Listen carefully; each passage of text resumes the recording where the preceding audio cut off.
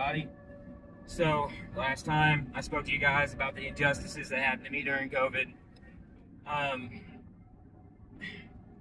This is a long story of injustice, so bear with me, and I hope that this will help give me the conscious attention and the county that I'm from, Gibson County, the conscious attention it needs to help fix this terrible situation.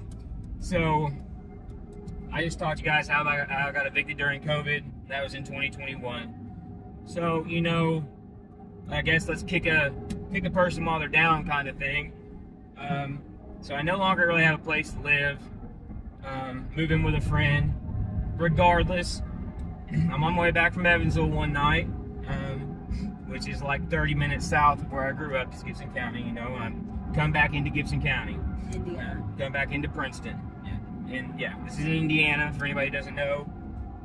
Little towns in Indiana. Anyway, I get back into Princeton, normal. I know this town, so I drive the speed limit. I do what it is because I know how the police are. Well, coming down Main Street like I always do, and a cop pulls out behind me. I'm going to a friend's house, so I come up to my turn my turn signal on, turn left. Realize the police are right behind me, so I'm even more vigilant with my driving. And I immediately turn my turn signal on to the right because this is a very short street. Like, I know this, so I turn it on, turn again. I don't make it a block or two and the lights flip on behind me. I'm just like, oh great, here we go, So they pull me over. First weird thing, I'm obviously, I've already reached over, got my registration out, my insurance. I'm reaching to grab my wallet when the policeman walks up. First thing that I thought was weird, usually they come up to the driver's side door and they knock on your window or whatever. So I already had my window cracked. Well, they appear on the right side of my vehicle, and immediately he tells me, put your hands on the wheel, what are you doing? I'm like, oh my goodness, sorry, I was reaching for my wallet to give you my ID. Okay, that's fine, let me have all of that. I'm gonna go, and I'm gonna run your plates. Okay, that's fine, normal thing. Give him that, expecting him to walk back to his vehicle. I just start to relax. Not what happens. He walks directly behind my vehicle to my door and tells me to get out of the vehicle now. Okay, now, I don't necessarily know everything there is to know about the law, but I'm pretty sure they have to have a valid reason to get you out of your vehicle. And at this time, they didn't have any reason to get me out of the vehicle, so I just asked kindly, calmly, why are you asking me to get out of my vehicle? He yells, stop resisting, get out of the vehicle. I'm like, sir, I'm not resisting, I just want to know why. Don't even get that sentence out. He yells, stop resisting again. So again, I'm like, I'm not resisting, sir. I don't even get that word out of my mouth. My door is opened through the window. I am pulled out of my vehicle and slammed.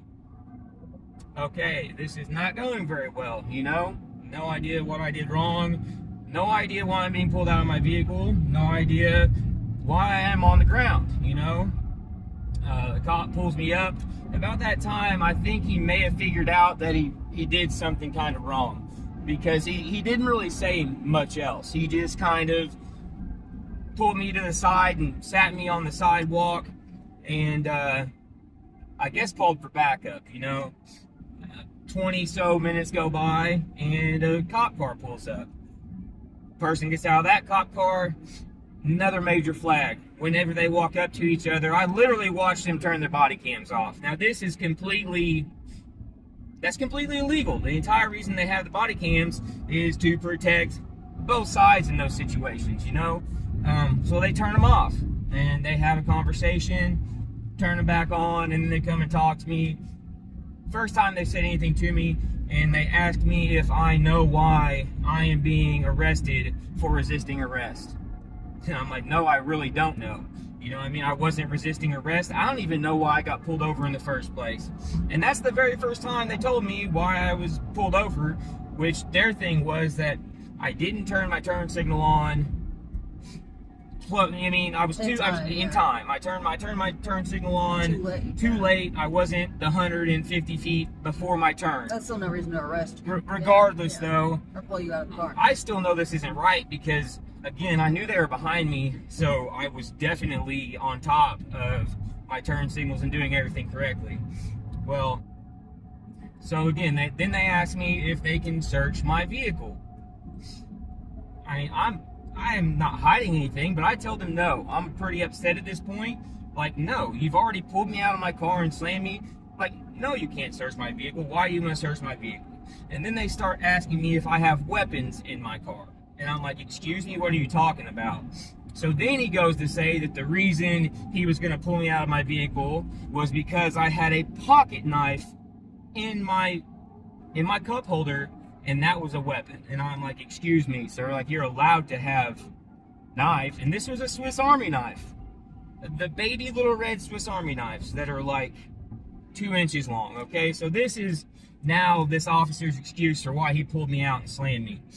And he asked me again, well, do you have any weapons in your car? And I tell him, well, if you consider that a weapon, I have a sword in my car, you know? Because, I mean, I'm in the woods a lot. I kept a machete in the back of my car.